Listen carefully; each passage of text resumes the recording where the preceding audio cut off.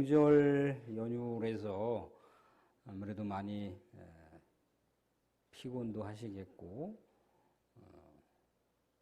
또 예배를 또 이렇게 드려야 됨으로 인해서 좀 지쳐있는 모습도 없지 않아 있으신 것 같아요. 그래서 오늘은 아주 간단하게 말씀을 나누고 또 재짓게 하고 그렇게 해서 정리할 수 있도록 하겠습니다. 근데 이제 간단하게가 또 얼만큼이 될지 모르겠지만 제 생각에는 간단한 건데 우리 성도님들은 또 간단한 게 아닐 수도 있습니다만, 아무튼 그 유행가 가사에 보면은 뭐 이렇게 뭐 다 함께 차차차 뭐 그런 게 있는 것 같아요. 뭐 다 함께 차차차, 뭐 근심을 덜어놓고 다 함께 차차차, 뭐 염려를 덜어놓고 다 함께 차차차, 뭐 이자 하면서 뭐 아무튼 차차차. 그리고 뭐 내일 또다시 뭡니까? 새로운 뭐 소망의 바람이 불 거야, 뭐 이렇게 그런 노래를 이렇게 아마 우리 자주 접해 오셨을 줄로 알고 있습니다. 참 어떻게 보면은 뭐 그 내용이 뭔 내용인지 저는 잘 모르겠어요. 이게 사랑 이야기인 건지 아니면 어떤 삶에 있어서 어떤 큰 일을 하다가 뭐 실패했는데 그것에 대해서 마음을 달래기 위해서 한 건지 어쩐 건지 모르겠지만, 그냥 그 가사에 대한 그런 겉으로 드러나는 표현은 뭡니까? 뭐 근심해봐야 뭐 나올 거 없지 않냐. 뭐 아무튼 그렇게 저는 좀 생각을 했어요. 오늘 성경의 말씀의 원리도 그 얘기를 하고 있습니다. 염려하지 말라고 얘기하고 있어요. 염려하지 말라. 염려하지 말라. 우리 명용희 권사님 아무튼 뭐 둘째 손주가 이렇게 아무튼 몸이 좀 약한 부위가 있어서 또 수술을 했고, 또 2차 수술을 또 이렇게 몸이 조금 이제 어느 정도 체력이 되고 살이 붙고 그러면 이제 2차 수술을 한다고 하잖아요. 그죠? 근데 이제 그 수술은 누가 걱정을 해야 되는 겁니까? 그 수술은 엄마, 아빠, 또 가족들이 걱정하면 되는 거죠. 그죠? 그 둘째 태어난 아이가 나 수술 받아야 되는구나 그러면서 막 걱정하고 근심하고 그럽니까?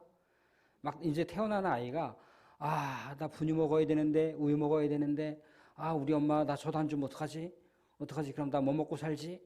막 그렇게 걱정 안 한다는 거예요. 그죠? 그건 엄마가 고민해야 되는 거고 아빠가 해결해야 될 거죠. 그죠? 그러니까 예수님께서 이 말씀하시는 건 뭡니까? 염려하지 말라. 그거는 누가 그 염려를 감당하겠다는 거예요? 예수님이 감당하겠다는 거죠. 그죠? 너희들은 염려하지 말고 근심하지 말라. 그건 뭡니까? 예수님이 책임지시겠다는 거잖아요. 그죠? 그러면서 뭐 별 볼 일 없이 이렇게 하찮은 그 들풀에다가 비유를 합니다. 그죠? 아궁이에 때려 넣는 불쏘시개로 태우는 그 들풀도 봐라. 무성하게 자라는 그 모습을 보게 되면 누군가가 뭐 어떤 사람이, 특정한 사람이 가꾸거나 돌보지 않더라도 이렇게 잘 자라는 모습을 봐라. 그것도 하나님이 알아서 하시는 거다. 그런 얘기를 하고 있습니다. 우리 믿음의 백성들은 그렇다는 거예요. 하나님께서 책임져 주시는 성도가 된다는 거죠. 근데 우리는 정작 뭡니까? 사실 제가 알고 있는 한 분이 기도의 삿바라고 아마 그랬던 것 같아요. 기도의 삿바. 그러니까 우리가 염려하고 근심하고 그럴 때 우리 또 이제 기도의 삿바로다가 우리의 삶의 좌표로 옮기면 되는 거죠. 어떤 분들은 보면은 우리 기도를 통해서 하나님을 막 붙들고 하나님의 삿바를 막 붙들기 위해서 하나님이고 뭐 이렇게 기도를 해나가는 거에 마음을 쏟는 게 아니라 어떤 분들은 근심하고 씨름하고 있어. 염려하고 막 씨름하고 있다는 거예요. 막 씨름하다 보면 너무 지치잖아요. 그죠? 그럼 또 이제 깨어나면 또 그 근심과 염려를 붙들고 씨름하고 있는 거예요. 우리 주님의 방식은 그 염려와 근심을 붙들고 씨름하지 말고 뭘 붙들고 씨름하라는 거예요? 우리 주님을 붙들고 씨름하라는 거예요. 주님을 붙들고 씨름하라고 하고 있어요. 사랑하는 사람들, 우리 예수님께서 이렇게 근심하지 말라, 걱정하지 말라고 한 것은 뭘 얘기하는 거냐면 일종의 공동체에 귀속되어 있는 그 백성들을 향한 말씀인 거예요. 오늘 여기 주시는 메시지도 한 사람 한 사람 개별적인 어떤 그런 이 세상 가운데 살아가는 한 구성원, 그 한 일개 개인을 말한다기보다도 공동체에 소속되어 있는 하나님께서 다스리고 하나님께서 그 영혼들을 책임지시는 그 믿음의 백성들의 그 영역 안에서 살아가는 백성들을 향한 메시지인 거예요. 그러니까 뭐라고 예수님께서 얘기를 하시는 거냐면 심지어 거기서도 뭐라고 얘기하냐면 왜 근심과 걱정을 하는 그 사람들을 향해서 이렇게 얘기를 하고 있어요. 뭐라고 얘기하냐면 오늘 30절 하반절 보시면 이렇게 얘기를 합니다. 아궁이에 던져지는 들풀도 하나님이 이렇게 입히시거든 하물며 너희 일까 보냐 믿음이 작은 자들아 그렇게 얘기해요. 믿음이 작은 자들아. 그러니까 우리 예수님께서 이렇게 보존해 가시는 공동체를 얘기하는 겁니다. 공동체. 그러니까 말하자면 예수님과 더불어 살아가는 예수님께 인생을 의탁하고 살아가는 영혼들을 얘기하는 거예요. 그 영혼들은 어떻게? 예수님께서 책임져 가시는 영혼인 거예요. 그러니까 그 예수님께 뭔가 우리의 삶을 이렇게 연결하는, 연합하는 어떤 삶에 있어서 고리가 약해질 수 있잖아요. 고리가 흔들흔들할 수가 있지 않습니까? 그죠? 뭐 우리 보면 이렇게 어디 이렇게 차가 빠져 있잖아요. 차가 빠져 있거나 그러면 뭐 레카가 와서 이렇게 집어가는데 레카가 이렇게 튼튼하게 차를 탁 이렇게 묶어서 끌고 가잖아요. 그죠? 강력한 힘으로 다 쫙 끌고 간다는 거예요. 그죠? 그런데 그 레카에 딱 붙들려 있는 그 차가 강력하게 딱 잡혀 있으면 쭉 빨려서 올라가잖아요. 깊은 데 빠져 있다가도 쭉 올라가잖아요. 우리 뭐 정의장님 뭐 크레인도 사용해서 뭐 그런 일들 하시면 크레인이 딱 잡아서 쭉 끌어올리잖아요. 그죠? 강력한 힘으로다가 강력한 마력으로 쫙 끌어올린다는 거예요. 그런데 그렇게 붙잡힌 영혼이 아이고 야 나 이거 어떡하지? 우리 주님이 내 인생을 과연 책임질까? 내 인생 책임 못 질 것 같은데 막 그렇게 불안하는 거예요. 불안하는 거예요. 아니 뭐 크레인에 잡히든 뭐 레카에 잡히든 이미 잡힌 거는 이 강력하게 끌고 간다는 거예요. 근데 그 잡혀 있는 그 영혼이 잡혀 있는 차가 아이고 나 이거 그 끌려가다가 떨어지면 어떡하나 막 그런 걱정을 한단 말이죠. 그래서 그렇게 생각하는 영혼들을 향해서 예수님께서 믿음이 적은 자다 그렇게 얘기해요. 예수님한테 붙들린 인생이고 하나님을 믿는 백성이라면 하나님 내 인생을 이끌으실 거야. 내 인생 도와주실 거야. 내 인생 인도하실 거야 라고 하는 그렇게 예수님과 더불어 살아가는 연합된 마음을 자꾸 다져야 되는 거예요. 다져야 돼. 자꾸 그런 어떤 염려와 근심 때문에 내 믿음이 자꾸 고갈되고 믿음이 자꾸 파괴되는 그 모습이 아니라 그러면 그럴수록 예수님만 붙들고 갑니다. 예수님만 의지하고 갑니다. 예수님만 하나님만 악망하고 갑니다. 그렇게 하게 됐을 때 어떻게 된다는 거예요? 예수님께서 책임져 주시는 인생이 된다라고 하는 얘기를 해주고 있어요. 예수님께서 인도하시는 영혼이 막 근심 걱정하지 말고 예수님 꼭 붙들 생각하라 이겁니다. 예수님은 더더구나 이런 얘기를 하고 있어요. 뭐라고 얘기하냐면 그거는 이방인들이 구하는 거라고 얘기했습니다. 이방인들이 근심 걱정하고 야 나 어떻게 살아가야 돼 막 그렇게 애달파하고 막 가슴을 치고 통곡하는 거는 이방인들이 구한다라고 하는 얘기를 해주고 있는 거예요. 왜냐하면 이방인들은 자기 인생 자기가 책임져야 되거든요. 근데 우리 성도들의 인생은 뭡니까? 하나님이 책임져 주시는 인생이 된다는 거예요. 그래서 성도들과 이방인들의 삶의 가치관이 달라요. 삶의 추구하는 지점이 다릅니다. 그 당시에 믿음의 백성들의 삶이라고 하는 것은요, 하나님께 소속되어 있는 인생인 거예요. 하늘에 속한 인생인 거예요. 그 당시에 이분법적인 논리로다가 하나님의 사람들, 하나님의 백성들은 하나님께 소속된 백성이기 때문에 하나님의 형상을 덧입어서 하나님의 뜻을 추구하면 되는 거예요. 이 세상에 살아갈 때. 그런데 하나님의 소속된 백성이 아니라 하나님의 소속과 상관없는 이방인들은 어떻습니까? 자기 인생 자기가 걸어가서 살아가야 되는 거예요. 뭔가 삶의 그 동기와 삶의 과정과 결과 자체가 완전히 다른 모습인 거죠. 그죠? 사람들 요즘에 젊은 자녀들, 20대 자녀들 아마 키우시는 분 뭐 있으시죠. 그죠? 20대가 이 세상을 살아갔을 때 저기 서울의 강남에 있는 집을 살 수 있습니까? 20대의 경제적인 그거로다가는 해결이 안 돼요. 할 수가 없어요. 예전에 한번 말씀드렸죠. 그죠? 제가 그 압구정동인가 한번 갔다가 깜짝 놀랐다고. 30평짜리를 제가 잘못 봤어요. 3억인 걸로 잘못 봤어요. 딱 보니까 공 하나 더 붙었어. 30억에 30억. 30억. 30억이면 얼만큼 벌어야 되는 건가요? 우리 뭐 젊은 친구들이 아무리 연봉이 많아야 1억이 확딱 넘어갑니까? 그렇지 않잖아요. 그죠? 그렇게 하면 뭐 20, 30년을 한 푼도 안 쓰고 30년을 벌어야 된다는 거예요. 연봉 1억 받는다고 생각해보고. 안 되잖아요. 그죠? 젊은이들이 살아갈 수가 없어요. 그렇게. 살아갈 수가 없습니다. 그런데 뭔가 우리 자녀들에게 뭐 큰 건 아니지만 자녀들에게 도움을 주는 부모님들이 있을 수 있잖아요. 그죠?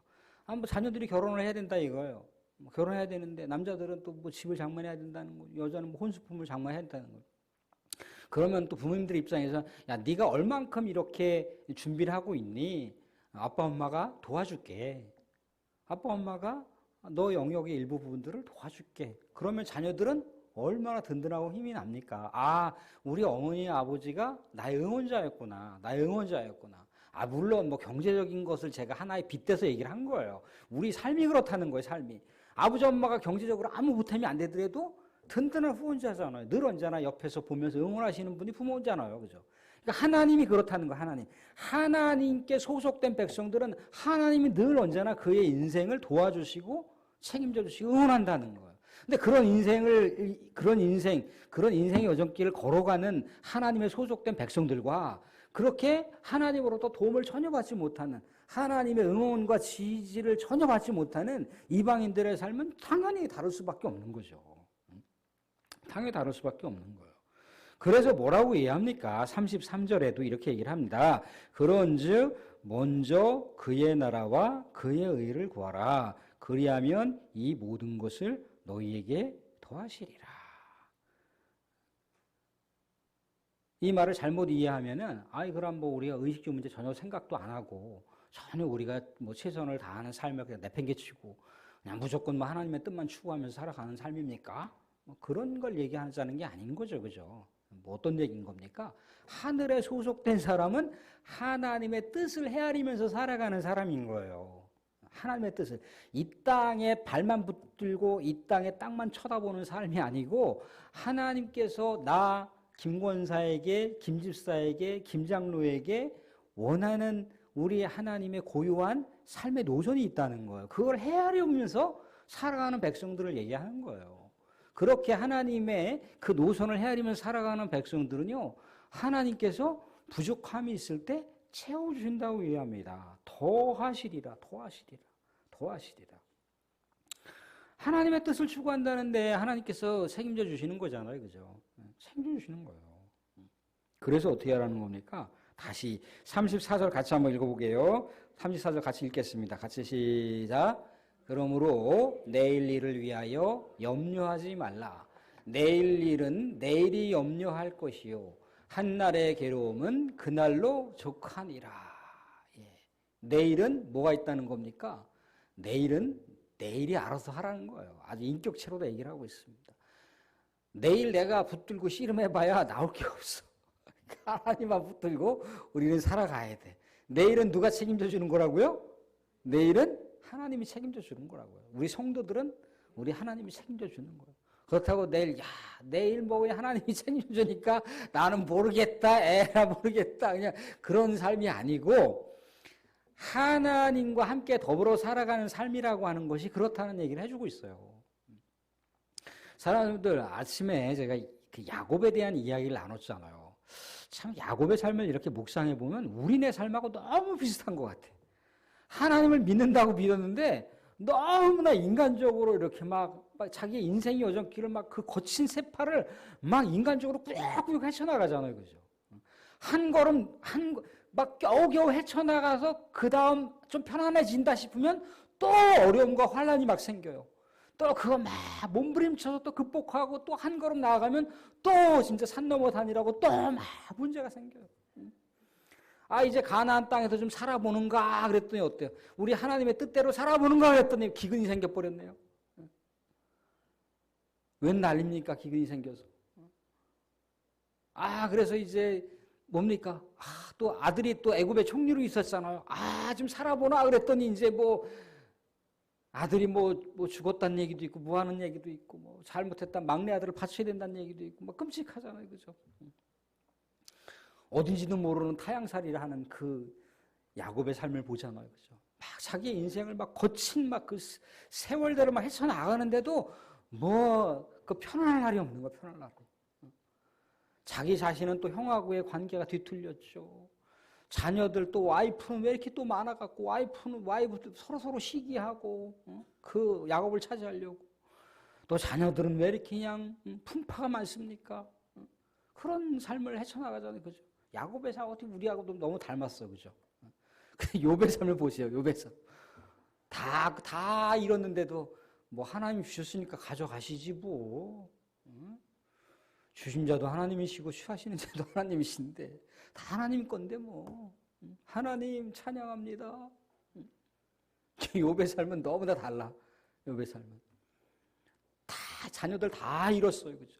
그 엄청난 부를 다 잃어버렸어요. 그죠? 자기가 거닐고 있던 수많은 목종들을 다 잃어버렸어요. 그죠? 다 잃었습니다.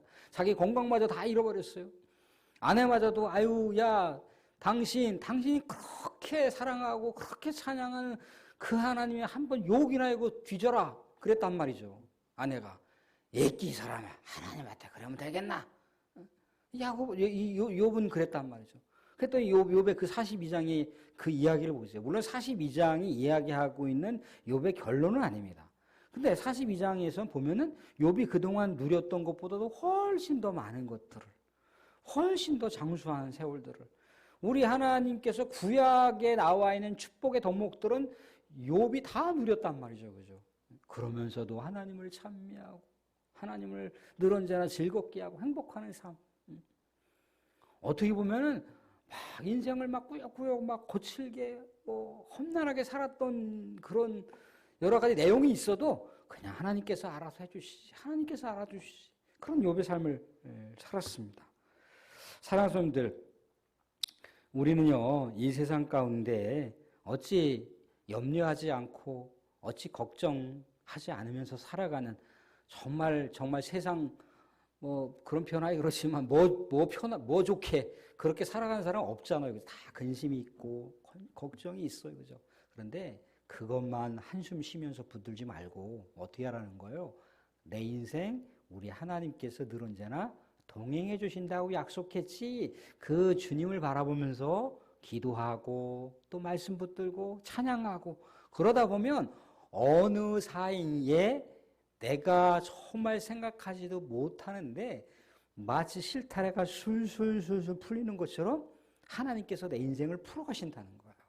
우리는 그렇게 하늘에 소속된 삶, 하나님과 동반하는 인생의 여정길을 살아가는 그런 삶이 우리 모든 성도들에게 있어지기를 주님의 이름으로 축원드립니다.